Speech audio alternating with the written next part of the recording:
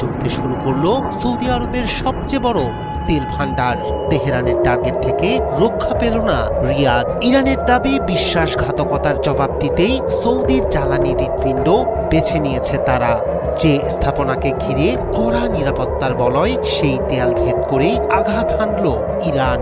বার্তা স্পষ্ট, মধ্যপ্রাচ্যের এই সংঘাতে বেঈমানদের ছাড় নয়। জ্বালানি শক্তির কেন্দ্রে আগুন জ্বালিয়ে তেহরান জানিয়ে দিল প্রতিশোধের হিসাব নিজস্ব ভাষাতেই মেটাতে প্রস্তুত ইসলামী প্রজাতন্ত্র।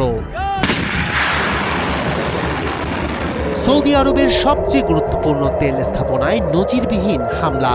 রাশ তানুরা তেল শোধনাগারে সরাসরি আঘাত হেনেছে ইরানের শাহেদ 136 ড্রোন।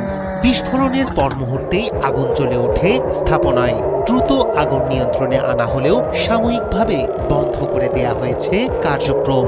এই ঘটনায় এখন পর্যন্ত পাওয়া যায়নি